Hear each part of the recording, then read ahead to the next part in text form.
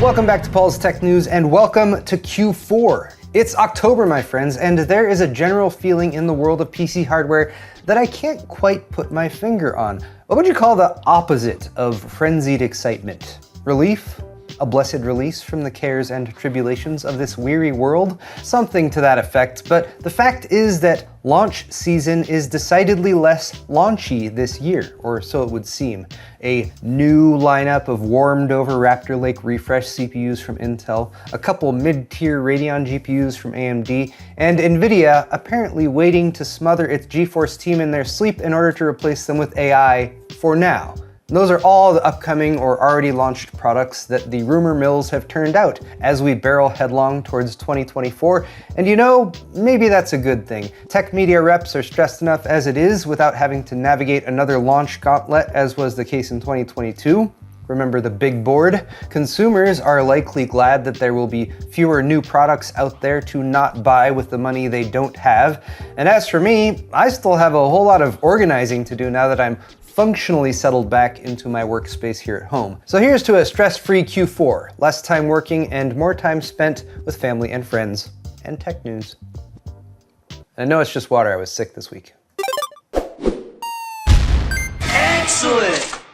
Today's video is brought to you by the Tower 200 series cases from Thermaltake, featuring a vertical tower design with a 90-degree rotated motherboard and two pre-installed CT140 fans. The Tower 200 can support huge GPUs, including the RTX 4090, without compromising airflow thanks to an abundance of filtered ventilation panels, and it also supports 280mm AIOs, standard-size PSUs, and a sold separately 3.9-inch LCD panel kit to personalize your rig or display useful system stats. It's available in black, snow, or several unique shades of green, so for more on Thermaltake's The Tower 200 series cases, click the sponsor link in the video description. Let us begin with AMD this week, who on Friday finally made good on their promise to give us all free stuff. Enhanced performance, specifically, is what was promised, brought to you by the 3.0 update for Fidelity FX Super Resolution, also known as FSR3. Fluid motion frames is essentially the AMD equivalent of NVIDIA's frame generation technology, which generates frames to enhance gaming smoothness, especially on a high refresh rate monitor. The headline games to support FSR3 are Forspoken and Immortals of Avium, but 12 games were listed as of Friday, with more in the pipeline. It's technically a preview release for fluid motion frames though, which is why there didn't appear to be any big tech outlets with reviews of the performance right out of the gate. Screen-capped gaming videos started to show up on Friday though, revealing some very nice performance boosts in supported titles like Forspoken and Forza Horizon 5. But wait, Forza Horizon 5 isn't even on this list, so what the heck is going on? You can also apparently enable it using the Adrenaline Driver UI for any game, or just use the HyperRX button, which also can turn it on. And early reports say there are some APUs that don't have Radeon 7000 series graphics that work too. So my guess is that we'll probably be hearing more to clarify what games and GPUs will and will not work with fluid motion frames next week. What else should NVIDIA fans expect from their favorite GPU manufacturer in the coming months? Well, there's not much outside of wild speculation for the RTX 50 series as of yet, but NVIDIA will happily discuss their progress on the AI front with anyone who will listen. And yes, gamers should listen too, since AI chips are often manufactured on the same fabs and nodes as their coveted gaming GPUs. 2024 should see NVIDIA working with TSMC to produce 3nm class chips for gamers? No, silly gamers or poor people. NVIDIA will instead devote their fab time to cranking out Blackwell GB100 GPUs, which are rumored to be NVIDIA's first GPUs to use a multi-chiplet design. Since their current AI solutions are selling for roughly $20,000 to $80,000, depending on whether or not you're in China, it's a reasonable economic question to ask why NVIDIA would even bother producing 3nm gaming GPUs for the foreseeable future, given the disparate profit margins between the two. That's just my speculation though. In the real world, there's no oversight or governing authority requiring NVIDIA to behave one way or the other, unless you're in France, where the French Competition Authority raided NVIDIA's offices early Wednesday morning due to suspicions of anti-competitive practices related to the graphics card sector. The Wall Street Journal report on the incident did not reveal much more beyond that, but it sounds vaguely scandalous, so we'll need to check back to see if anything comes of it. And for my French viewers out there, a secret message. Je m'appelle Paul. Tell no one.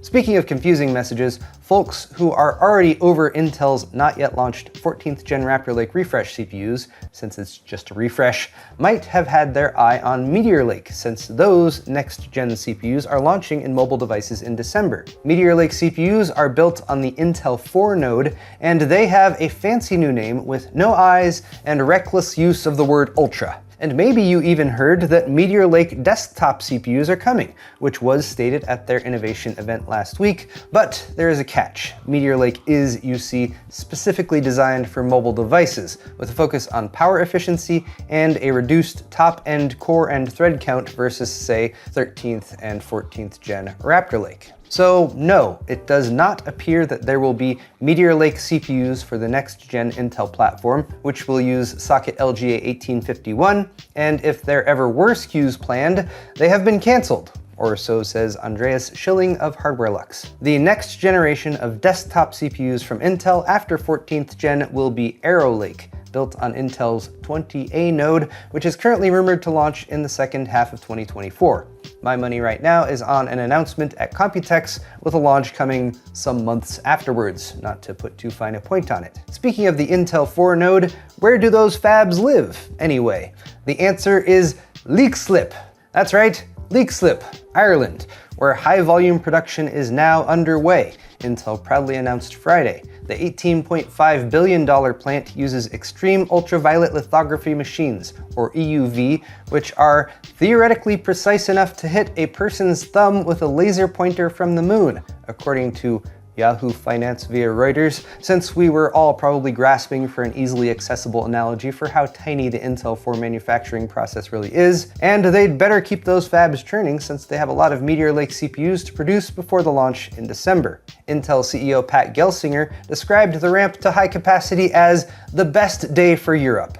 So I guess D-Day comes in at number 2 now. Speaking of things that benefit all of humanity, it's time for tech briefs. GPUs are overpriced and everyone is poor now, so leave it to Newegg to rescue would-be gamers from low frame rates and a general feeling of shame by introducing a GPU trade-in program. Now you can feel ripped off by your GPU purchase a second time while perusing their laughable trade-in values. $561 for an RTX 3090 Ti, or $457 for an RTX 3090, just to name a couple, and that's before they evaluate your GPU, which could reduce the dollar amount even further. Tom's Hardware was kind enough to put together a whole poorly formatted list of potential GPU trade-ins and how much more you'd get by selling on eBay, so you can quickly see how much Newegg was trying to rip you off. Just have to scroll to the right. Ooh, 98% markup for a Radeon RX 6400.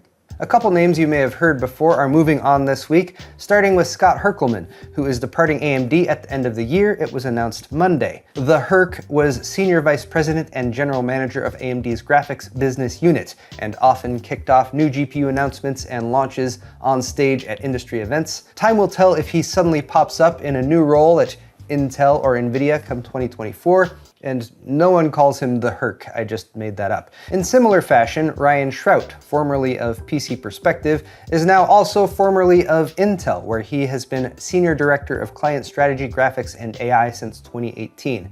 Mr. Shrout often appeared in Intel videos and tech media interviews on behalf of the Intel Arc team, but since he actually left the company on Monday, we'll only have to wait a couple weeks to see what's next for him. Maybe he swapsies with the Herc. I at least hope his resignation was delivered via a blank email with the all-caps title, Shrout out. Lastly, to end on a positive note once again, PC gamers, I am pleased to inform you that the hotly anticipated Cities Skylines 2, the sequel to Cities Skylines, the spiritual successor to SimCity and games like that you used to play a long time ago, is not delayed. It will launch as planned on October 24th, and I will buy it for my wife, I think. Unfortunately, it has been delayed until 2024 for consoles. Spring 2024 too, which means late March at the earliest. So now console gamers will have to wait around for a PC exclusive title. Turnabout is fair play, I suppose. To be fair though, If you're a console gamer and you feel bad about this, just ask a PC gamer how long they had to wait for the PC release of GTA 5. Almost as long as the wait for GTA 6, I think. But there you have it, guys. Tech news for the week, and if you liked it, click that like button or leave me a comment down below. While you're down there, all the articles I talked about today are linked in the video's description if you're interested, and you can also check out my store at paulshardware.net for high-quality merchandise, t-shirts, hoodies, beer sets, and more. Subscribing to my channel is always a good call too. Thanks again, everyone, and we'll see you next week.